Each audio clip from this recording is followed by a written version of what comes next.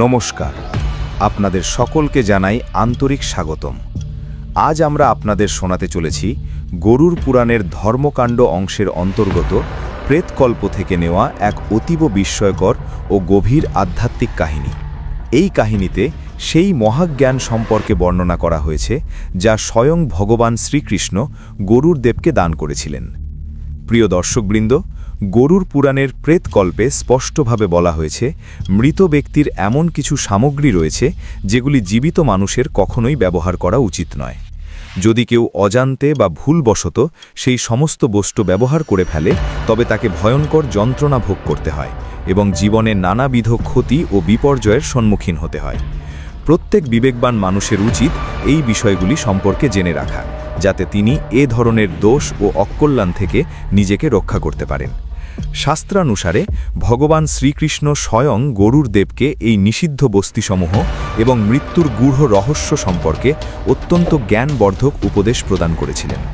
এই পবিত্র জ্ঞান শ্রবণ করলে আমাদের নিজের জ্ঞানও বৃদ্ধি পায়। সেই কারণেই আপনাদের অনুরোধ, এই ভিডিওটি শেষ পর্যন্ত মনোযোগ সহকারে দেখবেন, কারণ অপূর্ণ ও অর্ধেক জ্ঞান প্রায়ই ভয়াবহ পরিণতি ডেকে আনে। তাহলে আসুন এই দিব্য কাহিনীর সূচনা করা যাক। মিত্রগণ, একসময় দেবতাদের বাহন গরুর দেবের মনে এক গভীর প্রশ্নের উদ্ভব হয়। নিজের সেই জিজ্ঞাসার সমাধান লাভের উদ্দেশ্যে তিনি দ্বারকাপুরীতে ভগবান শ্রীকৃষ্ণের শরণাপন্ন হন। প্রিয় ভক্ত ও বাহন গরুর দেবকে সম্মুখে উপস্থিত দেখে ভগবান শ্রীকৃষ্ণ অত্যন্ত প্রসন্ন হন। তিনি আনন্দিত কণ্ঠে গরুর দেবকে স্বাগত জানিয়ে বললেন, হে গরুর, দ্বারকায় তোমাকে স্বাগতম। তোমার আগমনে আমি অত্যন্ত আনন্দিত হয়েছি। নিশ্চয়ই তুমি কোনো বিশেষ উদ্দেশ্য নিয়েই এখানে এসেছ। বলো, কি কারণে তুমি এখানে উপস্থিত হয়েছ? গরুর দেব ভগবানকে প্রণাম করে গভীর শ্রদ্ধার সঙ্গে বললেন, হে প্রভু, আপনি তো সর্বজ্ঞ। এই সমগ্র জগতে এমন কিছুই নেই যা আপনার অজানা। তবুও আমি আপনার শ্রীচরণে একটি প্রশ্ন নিয়ে উপস্থিত হয়েছি, যার উত্তর একমাত্র আপনার শ্রীমুখ থেকেই পাওয়া সম্ভব। ভগবান শ্রীকৃষ্ণ মৃদু হাসি হেসে বললেন, হে পক্ষীরাজ, তোমার মনে যে প্রশ্নই উদিত হোক না কেন, নিঃসংকোচে তা জিজ্ঞাসা করো। তোমার প্রতিটি জিজ্ঞাসার উত্তর দেওয়াই আমার কর্তব্য। তখন গরুর দেব গভীর ও বিনীত স্বরে প্রশ্ন করলেন, হে প্রভু, আমার প্রশ্ন এই যে, যখন কোনো জীব মৃত্যুবরণ করে তখন সে তার সঙ্গে কি কি বিষয় নিয়ে যায়, এবং মৃত্যুর পর সেই মৃত ব্যক্তির সঙ্গে সম্পর্কিত এমন কোন কোন বস্তু রয়েছে যেগুলির ব্যবহার জীবিত মানুষের কখনোই করা উচিত নয়। শ্রীকৃষ্ণ বললেন, যে কোনো প্রাণী এই সংসারে জন্মগ্রহণ করে তার মৃত্যু অবশ্যম্ভাবী। মানুষ যখন এই পৃথিবীতে আসে তখন সে শূন্য হাতেই আসে, কিন্তু জীবনের অন্তিম সময়ে সে 5টি বিষয় নিজের সঙ্গে বহন করে নিয়ে যায়। আবার এটাও চিরন্তন সত্য যে জীবিত মানুষকে কোনো মৃত ব্যক্তির 3টি বস্তু কখনোই ব্যবহার করা উচিত নয়, ভুল করেও নয়। এই দুটি প্রশ্নের উত্তর দেওয়ার আগে আমি তোমাকে এক ব্রাহ্মণ ও 5 প্রেতের একটি প্রাচীন কাহিনী শোনাব। সেই কাহিনী মনোযোগ দিয়ে শুনলে তোমার সব সংশয়ের অবসান হবে। অতএব মনোযোগ সহকারে এই কাহিনী শ্রবণ করো, কারণ এর মধ্য দিয়েই মানব জীবনের গভীর রহস্য উপলব্ধি করা যায়। শ্রীকৃষ্ণ আরও বললেন, এই কাহিনী অত্যন্ত পুণ্যদায়ক। এর শ্রবণ মাত্রেই মানুষের কোটি কোটি পাপ বিনষ্ট হয়। তাই হে গরুর, তুমি গভীর মনোযোগে এই কাহিনী শোনো এবং সাধারণ মানুষের মধ্যেও এর প্রচার করো। গরুরজি 2 হাত জোড় করে শ্রদ্ধা ভরে বললেন, হে প্রভু, আমি অত্যন্ত আদরের সঙ্গে আপনার কাহিনী শ্রবণ করতে প্রস্তুত। দয়া করে আমাকে সেই পবিত্র কাহিনী শোনান। গরুরজির কৌতূহল নিবারণের জন্য ভগবান শ্রীকৃষ্ণ সেই প্রাচীন কাহিনী বলা শুরু করলেন। শ্রীকৃষ্ণ বললেন, হে গরুর, একসময় মধ্যদেশে দেব শর্মা নামে এক দরিদ্র ব্রাহ্মণ বাস করতেন। তিনি ছিলেন অত্যন্ত গুণী ও বিদ্বান। শাস্ত্রসমূহে তিনি গভীর অধ্যয়ন করে পারদর্শিতা অর্জন করেছিলেন। বেদ ও ধর্মগ্রন্থ তিনি গভীর মনোযোগে পাঠ করেছিলেন, কিন্তু কখনোই নিজের জ্ঞানকে অপব্যবহার করেননি। নিজের আধ্যাত্মিক বিদ্যাকে তিনি কখনো অর্থ উপার্জনের উপায় বানাননি। অত্যন্ত দারিদ্র্যের মধ্যেও তিনি ভিক্ষা করে জীবনযাপন করতেন। কিছু সময় পরে দেব শর্মা বনবাসে গিয়ে তপস্যা করার সংকল্প গ্রহণ করেন। একদিন ঈশ্বরের ধ্যানে নিমগ্ন হওয়ার উদ্দেশ্যে তিনি নিজের গ্রাম ছেড়ে দূরের এক গভীর বনে প্রবেশ করলেন। যে বনে তিনি পৌঁছালেন তার নাম ছিল বিপিন বন। এই বনটি বহু দূর পর্যন্ত ভয়ঙ্কর ও রহস্যময় কাহিনীর জন্য প্রসিদ্ধ ছিল। লোকমুখে প্রচলিত ছিল যে এই বন প্রেতাত্মায় পরিপূর্ণ। খুব কম মানুষই সেখানে প্রবেশ করার সাহস করত। সেই বনের পরিবেশ ছিল ভয়ে ভরা। প্রতিটি পদক্ষেপে অজানা বিপদের আশঙ্কা লুকিয়ে থাকত। বিপিন বনে ছিল অজস্র উঁচু উঁচু ঘন বৃক্ষ, যাদের ডালপালা এতটাই বিস্তৃত ছিল যে সূর্যের আলো পর্যন্ত মাটিতে পৌঁছাত না। সেই প্রাচীন বৃক্ষগুলোর মধ্যে অত্যন্ত বিশাল, তাদের শিকড় মাটি ফুঁড়ে বাইরে বেরিয়ে চারদিকে ছড়িয়ে পড়েছিল। সেখানে অজস্র বট ও অশ্বত্থ বৃক্ষ ছিল, যাদের ছায়াতে দাঁড়ালে মানুষের বুক কেঁপে উঠত। মান্ডব ও শমী বৃক্ষ সেখানে বিদ্যমান ছিল, যাদের পাশ দিয়ে গেলেই যাত্রীর শরীরে শিহরণ জেগে উঠত। এইসব গাছের ডালপালা ছিল বেঁকে যাওয়া ও বিকৃত আকৃতির। অনেক ডাল থেকে অদ্ভুত আকারের জীব ঝুলে থাকতে দেখা যেত। বনে জন্মানো লতাগুল্মও ছিল ভীতিকর। বিষকাটা ও মঞ্জিষ্ঠার মতো বিষাক্ত লতায় পুরো বন জড়িয়েছিল, যেন তারা সমগ্র বনকে নিজের কবলে বেঁধে রেখেছে। চারদিকে ছিল কাঁটা ঝোপ, যা বনে প্রবেশকারীকে ক্ষতবিক্ষত করতে সদা প্রস্তুত। বিপিন বনে বিচরণকারী পশু পাখিরাও ছিল অস্বাভাবিক। কালো পালকওয়ালা প্যাঁচা দিনের আলোতেই গাছে ঘুরে বেড়াত। তাদের ভয়ানক ডাক বাতাসে প্রতিধ্বনিত হতো। হিংস্র নেকড়েরা শিকারের সন্ধানে সর্বদা ঘুরে বেড়াত। অন্ধকারে তাদের ভয়াল চোখ জ্বলজ্বল করত। কালো ছোপওয়ালা চিতা ও রক্তপিপাসু ভালুকও সেখানে ছিল সাধারণ দৃশ্য, যারা সামনে পড়লে যে কোনো মুহূর্তে প্রাণঘাতী হয়ে উঠতে পারত। পাখিদের মধ্যে বিষধর শকুনি, গৃধ্র ও কালো শালিক গাছের ডালে বসে দূর থেকে আসা পথিকদের আতঙ্কিত করত। সমগ্র বিপিন বন ছিল রহস্যময়, ভয়াবহ ও আতঙ্কে ভরা, যেখানে মানুষ প্রতি মুহূর্তে নিজের প্রাণনাশের আশঙ্কায় থাকত। এই ভয়ঙ্কর বনের মধ্য দিয়েও দেবশর্মা ব্রাহ্মণ দৃঢ় সাহসে এগিয়ে চললেন। এভাবেই এগোতে এগোতে তিনি একটি অত্যন্ত প্রাচীন বৃক্ষের কাছে এসে পৌঁছালেন। সেখানে তিনি দেখলেন গাছটির নিচে দাঁড়িয়ে আছে 5টি ভয়ঙ্কর পিশাচ। এই 5 পিশাচ ওই পথ দিয়ে যাতায়াতকারী মানুষদের ধরে খেয়ে ফেলত। যে কোনো অসতর্ক মানুষ তাদের কবলে পড়লেই প্রাণে বাঁচত না। পিশাচ হওয়ার কারণে তাদের হৃদয়ে ধর্ম বা করুণার কোনো স্থান ছিল না। তারা ছিল অত্যন্ত পাপাচারী ও নিষ্ঠুর, যারা কখনো কাউকে দয়া করত না। দেবশর্মাকে নিজের দিকে এগিয়ে আসতে দেখে পিশাচরা কুটিল কণ্ঠে নিজেদের মধ্যে কথা বলতে লাগল। এক পিশাচ লোভাতুর দৃষ্টিতে ব্রাহ্মণের দিকে তাকিয়ে বলল, দেখো ভাইরা, আজ তো আমাদের জন্য টাটকা ও সুস্বাদু খাবার নিজেই হেঁটে এসেছে। প্রথমে আমি এই ব্রাহ্মণকে খাব। নিঃসন্দেহে এর মাংস অত্যন্ত সুস্বাদু হবে। সারা জীবন এটি সাত্ত্বিক আহার করেছে, তাই এর শরীরে কোনো রোগ বা বিষ নেই। এতে না থাকবে পোকা, না কৃমি। একে খেতে সত্যিই দারুণ আনন্দ হবে। দ্বিতীয় পিশাচ লাফিয়ে উঠে বলল, না না, এই ব্রাহ্মণকে আমি খাব। এতদিন পরে আজ শিকার হাতে এসেছে, আমি একে ছাড়ব না। এইভাবে 5 পিশাচ ক্ষুধায় উন্মত্ত হয়ে সেই একাকী ব্রাহ্মণকে ধরে খাওয়ার জন্য তার দিকে এগিয়ে আসতে লাগল। কিন্তু আশ্চর্যের বিষয়, যেই মুহূর্তে দেবশর্মার দৃষ্টি সেই ভয়াল পিশাচদের ওপর পড়ল, তিনি একটুও ভীত হলেন না। সেই ব্রাহ্মণ ছিলেন ভগবান বিষ্ণুর পরম ভক্ত। তিনি সর্বদা শ্রীহরির নাম জপ করতেন। এই কারণেই কোনো প্রাণীকে তিনি কখনো ভয় পেতেন না। এত ভয়ঙ্কর পিশাচদের সামনে দাঁড়িয়েও সেই ব্রাহ্মণের মনে ভয়ের লেশমাত্রেও জাগেনি, বরং তিনি 5 পিশাচের দিকে হাত জোড় করে বিনীতভাবে প্রণাম জানিয়ে মধুর কণ্ঠে বললেন, হে পিশাচগণ, আপনাদের সকলকে আমার নমস্কার।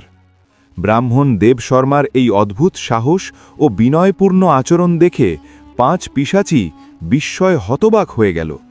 বিষ্ণুভক্ত ব্রাহ্মণের পবিত্র উপস্থিতির এমন প্রভাব পড়ল সেই রাক্ষস স্বভাবের পিশাচদের ওপর যে তাদের হৃদয়ের নিষ্ঠুরতা কিছুটা হলেও লঘু হয়ে এল। তাদের হিংস্র প্রবৃত্তি হঠাৎ করেই যেন শান্ত হয়ে গেল। পিশাচরা বিস্ময় ভরা দৃষ্টিতে সেই নির্ভীক ব্রাহ্মণের দিকে তাকালো এবং কিছুটা বিনীত হয়ে তাকে প্রশ্ন করল। এক পিশাচ মাথা মতো করে বলল, হে মহাত্মন, আপনি কে? আর এই ভয়াবহ বনে একা একা কেন ঘুরে বেড়াচ্ছেন? আমাদের মতো ভয়ঙ্কর পিশাচদের দেখেও আপনার একটুও ভয় লাগেনি। বড় বড় বীর যোদ্ধারাও আমাদের দেখে ভয়ে কাঁপতে কাঁপতে প্রাণ বাঁচিয়ে পালিয়ে যায়, অথচ আপনার মুখমণ্ডলে ভয়ের কোনো চিহ্নই দেখা যাচ্ছে না। এমনকি আপনার কাছে আসার পর আমাদের ক্ষুধাও যেন মিলিয়ে গেছে। আপনাকে তো আমরা সুস্বাদু আহার ভেবে আনন্দিত হয়েছিলাম এবং আপনাকে ভক্ষণ করতেই যাচ্ছিলাম। তখন ব্রাহ্মণ গভীর ধৈর্যের সঙ্গে বললেন, হে পিশাচগণ, আপনাদের আমি একটুও ভয় করি না, কারণ আমি জানি পরমেশ্বর প্রতি মুহূর্তে আমার সঙ্গে রয়েছেন। তার ইচ্ছা ছাড়া গাছের একটি পাতাও নড়তে পারে না, তাহলে তার অনুমতি ছাড়া আমার কোনো অমঙ্গল কিভাবে হতে পারে? যদি আমার ভাগ্যে লেখা থাকে যে আপনাদের হাতেই আমার মৃত্যু হবে, তাও আমি আনন্দের সঙ্গে গ্রহণ করব। প্রভু আমার জন্য যা বিধান করেছেন আমি তা প্রসন্ন চিত্তে মেনে নেব। যদি আমাকে ভক্ষণ করে আপনাদের তৃপ্তি হয়, তবে আমি সেটাকেই আমার পরম সৌভাগ্য বলে মনে করব।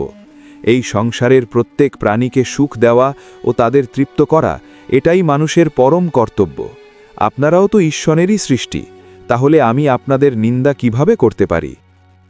ব্রাহ্মণ দেবশর্মার মুখ থেকে উচ্চারিত এই নির্মল ও করুণায় ভরা বাক্য শুনে পিশাচদের হৃদয়ে গভীরভাবে স্পর্শিত হল। তাদের মনে আশ্চর্যের সঙ্গে সঙ্গে শ্রদ্ধার জন্ম নিল, আর ক্ষুধা ও তৃষ্ণা যেন মিলিয়ে গেল। 5 পিশাচ একসঙ্গে বলল, হে ব্রাহ্মণ দেব, আপনার বাক্য অতি সুন্দর ও কল্যাণকর। শুধু এগুলো শুনেই আমাদের তৃষ্ণা নিবারিত হয়েছে। এখন আমরা আপনাকে কখনোই ভক্ষণ করব না। অনুগ্রহ করে বলুন, আপনি কে এবং কি কারণে এই ভয়ঙ্কর বনে একা ঘুরে বেড়াচ্ছেন? দেবশর্মা উত্তর দিলেন, হে পিশাচগণ, আমার নাম দেবশর্মা। আমি ঈশ্বর ভক্তির উদ্দেশ্যে এই বনে উপযুক্ত এক স্থান খুঁজতে বেরিয়েছি, কিন্তু আপনাদের বর্তমান অবস্থা দেখে মনে হচ্ছে আপনারা সকলেই কোনো গভীর দুঃখ ও কষ্টে নিমজ্জিত। দয়া করে বলুন, কোন অপরাধের ফলে আপনাদের এই পিশাচ জীবন গ্রহণ করতে হয়েছে? আমি যদি কোনোভাবে আপনাদের সাহায্য করতে পারি, তবে নির্দ্বিধায় বলুন। আমার সাধ্য অনুযায়ী আপনাদের উদ্ধারের জন্য যা করা সম্ভব আমি অবশ্যই করব। ব্রাহ্মণের করুণাপূর্ণ কথা শুনে 5 পিশাচ কিছুক্ষণ নীরব হয়ে রইল। তারপর হঠাৎ তাদের একজন বলল, হে দ্বিজ শ্রেষ্ঠ, আপনি কি সত্যিই আমাদের কল্যাণের কথা ভাবছেন? আমাদের মতো পাপ কর্মে লিপ্ত পিশাচদের জন্যেও আপনার মনে এত দয়া? আপনাকে বারবার প্রণাম। প্রকৃতপক্ষে আমরা সকলেই অসংখ্য পাপের কারণে এই পিশাচজনি লাভ করেছি। আমাদের প্রত্যেকেই জীবনে এমন নিকৃষ্ট কর্ম করেছে যার ফলস্বরূপ এই ঘৃণিত অবস্থা আমাদের ভাগ্যে জুটেছে। বিশেষত আমরা আমাদের পিতৃপুরুষদের অসম্মান ও অবজ্ঞা করেছিলাম। সেই অপরাধের কারণেই ঈশ্বর আমাদের প্রেতজনিতে পতিত হওয়ার শাস্তি দিয়েছেন। কবে যে এই পিশাচ দেহ থেকে মুক্তি পাব তা আমরা জানি না। মানুষ রূপে থেকেও আমরা বহু পাপ করেছি, আর পিশাচ হয়ে তো অসংখ্য নিরপরাধ মানুষ ও প্রাণীকে হত্যা করে ভক্ষণ করেছি। আমাদের মনে হয় এই যোনি থেকে আমাদের মুক্তি আর কোনো দিনই হবে না। এই কথা শুনে ব্রাহ্মণ দেবশর্মার হৃদয়ে গলে গেল। সহানুভূতিতে ভরা কণ্ঠে তিনি বললেন, হে পিশাচগণ, আমি আপনাদের সকলের দুঃখ গভীরভাবে অনুভব করতে পারছি। দয়া করে বলুন, আমি কিভাবে আপনাদের মুক্তির পথ প্রশস্ত করতে পারি? আমি মধ্যদেশের বাসিন্দা দেবশর্মা ব্রাহ্মণ। জীবনে বহু তপস্যা, ব্রত ও উপবাস পালন করেছি। যদি আপনাদের উদ্ধারের জন্য আমাকে কোনো বিশেষ তপস্যা বা ব্রত করতে হয়, তবে নির্দ্বিধায় জানাবেন। আমার সামর্থ্য অনুযায়ী আপনাদের মোক্ষ লাভের জন্য আমি সর্বাত্মক চেষ্টা করব। ব্রাহ্মণের দয়ালু বাক্য শুনে পিশাচদের মনে হঠাৎ উপলব্ধি জাগল যে দেবশর্মা আসলে তাদেরই বংশের এক পুণ্যাত্মা সন্তান। প্রকৃতপক্ষে সেই 5 পিশাচই ছিল দেবশর্মার পূর্বপুরুষ, তার দাদা, প্রপিতামহ প্রমুখ, যারা নিজেদের পাপকর্মের ফলেই প্রেতজনিতে পতিত হয়েছিল। এই সত্য জানার পর পিশাচদের হৃদয়ে নিজেদের বংশধর ব্রাহ্মণের প্রতি গভীর স্নেহ ও আশার সঞ্চার হল। এই পর্যায়ে শ্রীকৃষ্ণ গরুড়জিকে বললেন, হে গরুড়, এভাবেই সেই পিশাচরা জানতে পারল যে দেবশর্মা ব্রাহ্মণ তাঁদেরই কুলের বংশধর। এরপর সেই 5 পিশাচ একে একে নিজেদের পাপ কর্ম ও দুর্দশার কাহিনী বিস্তৃতভাবে সেই ব্রাহ্মণকে বলতে শুরু করল। প্রথম পিশাচটি সামনে এগিয়ে এলো। তার নাম ছিল উচ্ছিষ্ট। তার সারা শরীর রক্ত ও মাংসের দাগে আবৃত ছিল এবং তার লাল চোখে অধর্মের ভয়াল আগুন জ্বলছিল। কাঁপা কণ্ঠে সেই পিশাচ ব্রাহ্মণকে বলল, আমার নাম উচ্ছিষ্ট, কারণ পূর্বজন্মে আমি সর্বদা অন্যের উচ্ছিষ্ট অর্থাৎ ফেলে দেওয়া বা অবশিষ্ট খাবারই গ্রহণ করতাম। আমি তোমার 5 পুরুষ আগের পূর্বজ বৃহস্পতি নামক এক ব্রাহ্মণ ছিলাম। এক সময় সমাজে আমি অত্যন্ত বিদ্বান ও সম্মানিত ব্যক্তি হিসেবে পরিচিত ছিলাম। নিয়মিত যজ্ঞ ও ধর্মীয় আচার অনুষ্ঠান সম্পন্ন করতাম। কিন্তু ধীরে ধীরে আমার মধ্যে লোভ প্রবেশ করে। অন্যের খাওয়া বেঁচে যাওয়া অন্ন খাওয়ার অভ্যাস আমার মধ্যে গড়ে ওঠে। জেনে শুনেই যে এই কাজ ধর্মবিরুদ্ধ, তবুও আমি উচ্ছিষ্ট ভোজনের পাপ করে যেতে থাকি। একদিন একটি পবিত্র যজ্ঞ সমাপ্ত হওয়ার পর সেখানে অবশিষ্ট পড়ে থাকা উচ্ছিষ্ট অন্ন আমি ভক্ষণ করি। সেই অপবিত্র অন্নের বিষক্রিয়ায় আমার শরীরে ভয়ঙ্কর বিকার সৃষ্টি হয় এবং সেই মুহূর্তেই আমার মৃত্যু ঘটে। এখন পিশাচ রূপে আমি চিরকাল উচ্ছিষ্ট ভোজন করতেই বাধ্য হচ্ছি। এটাই আমার পাপের শাস্তি। এরপর দ্বিতীয় পিশাচটি এগিয়ে এলো। তার নাম ছিল নগ্নাঙ্গ। তার সমগ্র শরীর নগ্ন ছিল এবং বিভিন্ন স্থানে হাড় বেরিয়ে দেখা যাচ্ছিল। সে ব্রাহ্মণ দেবশর্মাকে সম্বোধন করে বলল, আমার নাম নগ্নাঙ্গ হয়েছে কারণ পূর্বজন্মে আমি প্রতিদিন নগ্ন অবস্থায় স্নান করতাম। আমার আগের জন্মে নাম ছিল শরৎচন্দ্র, আর আমি তোমার 6 পুরুষ আগের পূর্বজ। আমি এক সম্মানিত ব্রাহ্মণ পরিবারে জন্মেছিলাম এবং তপস্যা ও বিদ্যার শক্তিও আমার মধ্যে ছিল। কিন্তু কালের প্রবাহে আমার দেহসৌষ্ঠবে নিয়ে অহংকার জন্মায়। স্নানের সময় বস্ত্র পরিধান করা আমার কাছে অপ্রয়োজনীয় মনে হতে থাকে এবং নগ্ন অবস্থায় থাকতেই আমি আনন্দ পেতাম। এই অহংকারে আমি সমাজের শিষ্টাচার ও ধর্মীয় মর্যাদাকে তুচ্ছ করতে শুরু করি। নিজের এই কুকর্মকে আমি স্বাভাবিক বলে ভুল করেছিলাম, অথচ বাস্তবে তা ছিল ঘোর অধর্ম। একদিন নগরের এক পুকুরে নগ্ন অবস্থায় স্নান করার সময় জলদেবতা ক্রুদ্ধ হয়ে আমাকে অভিশাপ দেন। এই দম্ভের শাস্তি স্বরূপ আমাকে পিশাচ যোনিতে জন্ম নিতে হবে। সেই অভিশাপেই আমার মৃত্যু হয়। আমি সেই পুকুরেই ডুবে মারা যাই। এখন পিশাচ রূপে আমার দেহ সর্বদা নগ্নই থাকে, যেমনভাবে আমি একসময় আমার ব্রাহ্মণ ধর্মের মর্যাদা লঙ্ঘন করেছিলাম। এরপর তৃতীয় পিশাচটি সামনে এগিয়ে এলো। তার নাম ছিল সবস্ত্র। তার শরীর জুড়ে মৃত মানুষের ছেঁড়া ফাটা পুরনো কাপড় লেগেছিল। যন্ত্রণায় ভরা কণ্ঠে সে বলল, আমি এই পিশাচ যোনিতে পতিত হয়েছি কারণ জীবিত অবস্থায় আমি মৃত মানুষের কাপড় চুরি করতাম এবং তাদের অসম্মান করতাম। আমার পূর্বজন্মের নাম ছিল অচ্যুতানন্দ।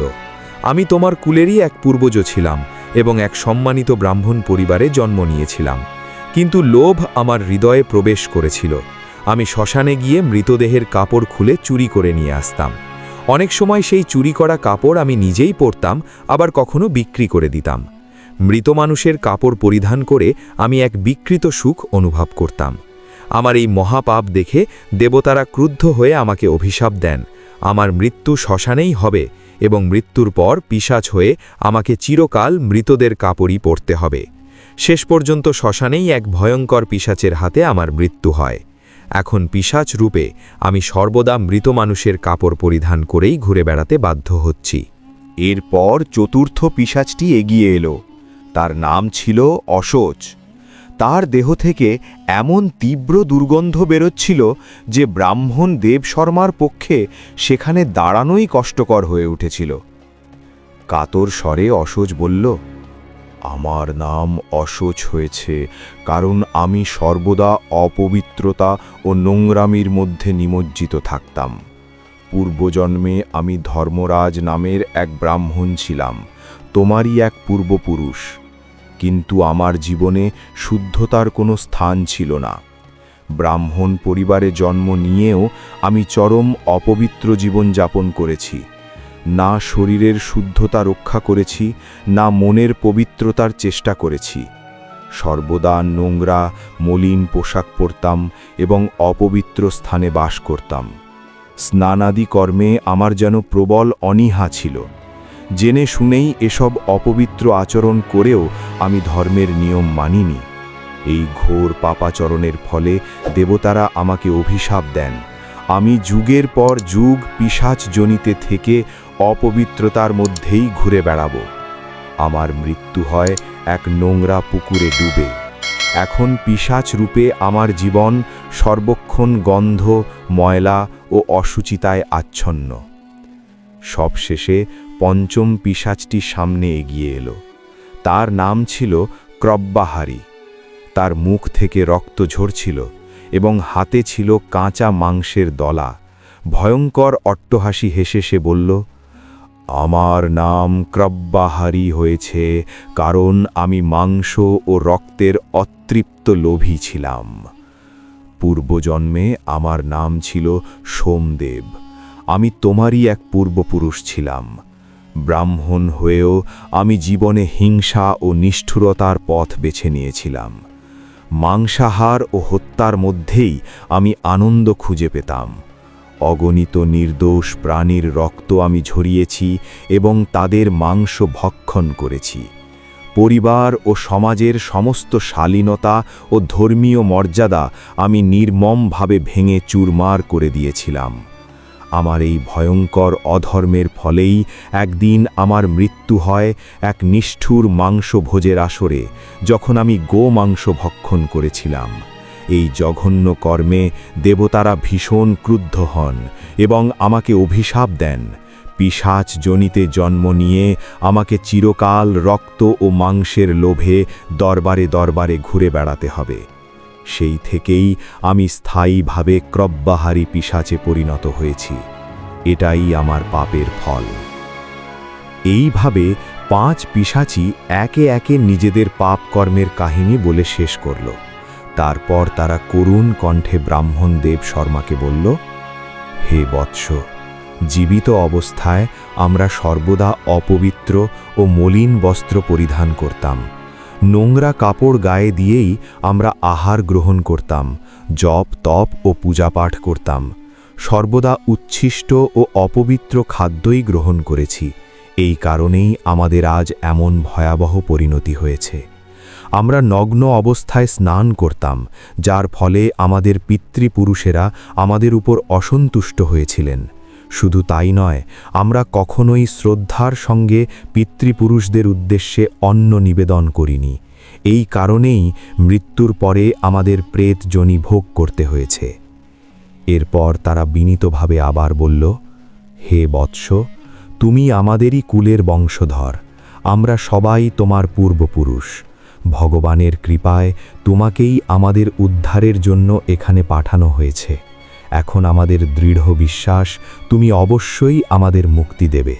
অতএব হে সন্তান, এখন তুমি এখান থেকে প্রস্থান করো এবং আমাদের মুক্তির জন্য উপযুক্ত ব্যবস্থা গ্রহণ করো।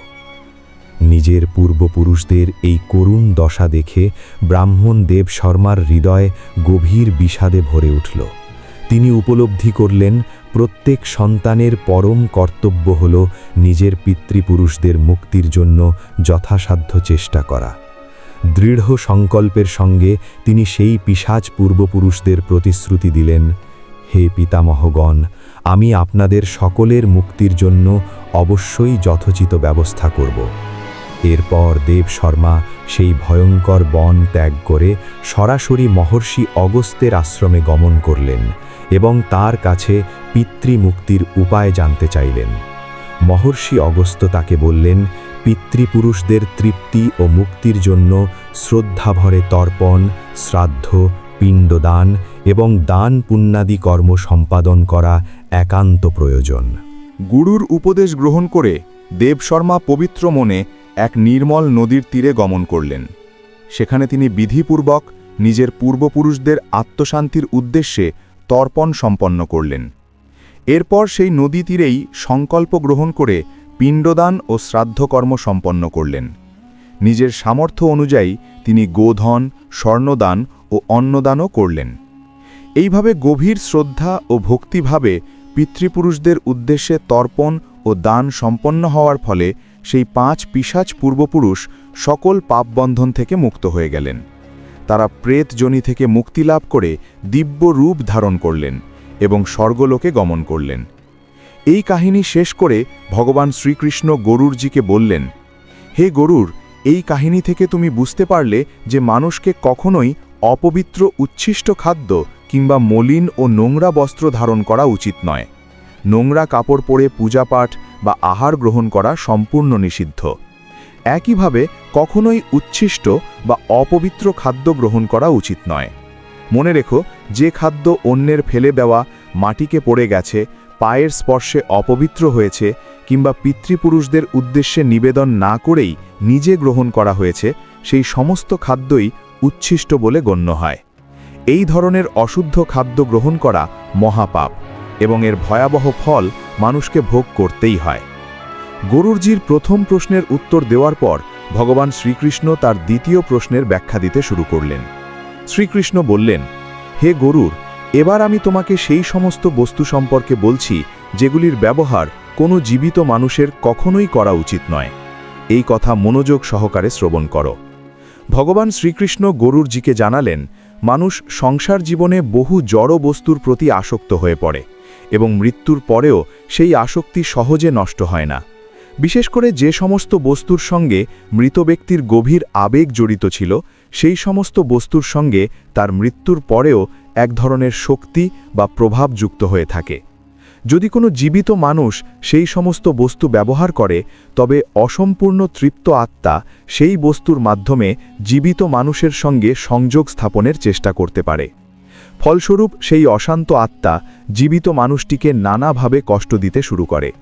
এই কারণেই বলা হয়, মৃত ব্যক্তির কিছু কিছু জিনিস ভুলেও ব্যবহার করা উচিত নয়। হ্যাঁ, স্মৃতির নিদর্শন হিসেবে সেগুলো যত্ন করে রেখে দেওয়া যেতে পারে কিংবা শ্রদ্ধার সঙ্গে জলে বিসর্জন দেওয়া যেতে পারে, কিন্তু দৈনন্দিন কাজে সেই সব জিনিস ব্যবহার করা অমঙ্গল ডেকে আনতে পারে। অনেক সময় আত্মার শান্তির জন্য মানুষ প্রয়াত ব্যক্তির প্রিয় জিনিসপত্র দান করে দেয়, এতে সেই আত্মা তৃপ্তি লাভ করে। শ্রীকৃষ্ণ ব্যাখ্যা করে বললেন, প্রথম বস্তু হল মৃত ব্যক্তির পোশাক। কোনো মৃত মানুষের কাপড় কখনোই ব্যবহার করা উচিত নয়। ভুল করেও সেই পোশাক নিজে পরিধান করা নিষিদ্ধ। যদি কেউ মৃত ব্যক্তির রেখে যাওয়া কাপড় পরে, তবে সেই আত্মার সূক্ষ্ম দেহ ওই পোশাকের মাধ্যমে জীবিত মানুষের সঙ্গে যুক্ত হয়ে যেতে পারে। তখন মৃত ব্যক্তির স্মৃতি বারবার সেই মানুষের মনে উদ্রেক হতে থাকে। এর ফলে সে ব্যক্তি মানসিক ও শারীরিক উভয় দিক থেকেই দুর্বল হয়ে পড়ে। এমনকি প্রয়াত পরিজনের অশান্ত শক্তির উপস্থিতিও সে অনুভব করতে শুরু করে। তাই মৃত ব্যক্তির পোশাক কখনোই পরিধান করা উচিত নয়।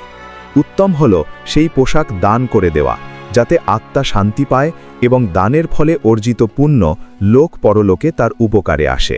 এরপর শ্রীকৃষ্ণ বললেন, দ্বিতীয় বস্তু হল মৃত ব্যক্তির অলঙ্কার। প্রয়াত মানুষের গয়নাও জীবিত মানুষের ব্যবহার করা উচিত নয়।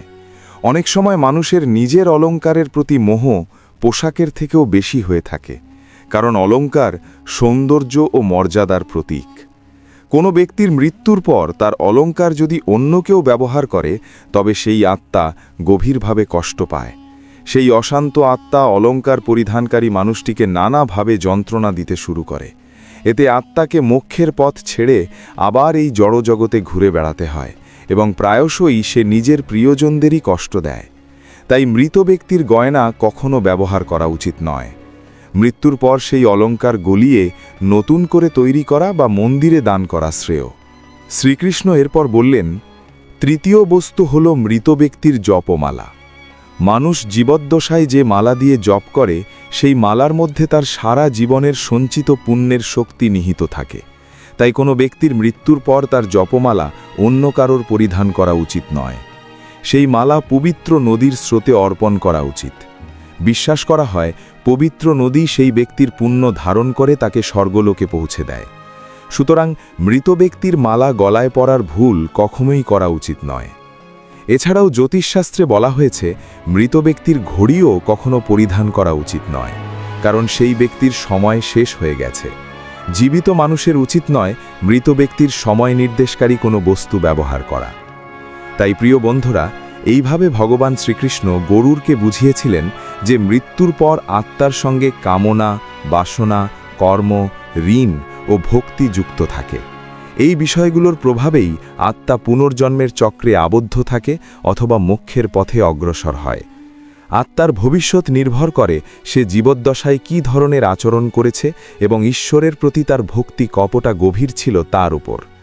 এইভাবে ভগবান শ্রীকৃষ্ণ গরুরকে জীবন ও মৃত্যুর রহস্য সম্পর্কিত এক অত্যন্ত গুরুত্বপূর্ণ জ্ঞান দান করেছিলেন। এই আধ্যাত্মিক কাহিনীর মাধ্যমে আমরা শিক্ষা পাই জীবনে শুভ কর্ম, পবিত্রতা ও ভক্তির পথ অবলম্বন করা উচিত। পাশাপাশি মৃত ব্যক্তিদের কিছু জিনিসের ক্ষেত্রে আমাদের সতর্ক থাকা প্রয়োজন, যাতে অজান্তেই কোনো দোষ বা বিপদ আমাদের জীবনে প্রবেশ না করে। আশা করি এই জ্ঞান সমৃদ্ধ ও অনুপ্রেরণামূলক কাহিনী আপনাদের ভালো লেগেছে। যদি গল্পটি ভালো লেগে থাকে তবে অনুগ্রহ করে ভিডিওটি লাইক করুন। আপনার মতামত নিচে মন্তব্যে লিখতে পারেন। মন্তব্যে জয় শ্রীকৃষ্ণ লিখে আপনার ভক্তি প্রকাশ করুন। এই আধ্যাত্মিক জ্ঞান আপনার বন্ধু ও পরিবারের সঙ্গে শেয়ার করুন, যাতে তারাও উপকৃত হতে পারেন। আমাদের চ্যানেলটি সাবস্ক্রাইব করতে ভুলবেন না, কারণ আমরা আপনাদের জন্য এমনই আরও জ্ঞানবর্ধক ও আকর্ষণীয় কাহিনী নিয়ে আসি। আপনাদের সকলকে আন্তরিক ধন্যবাদ। জয় শ্রীকৃষ্ণ, জয় ধর্ম, জয় পুণ্য।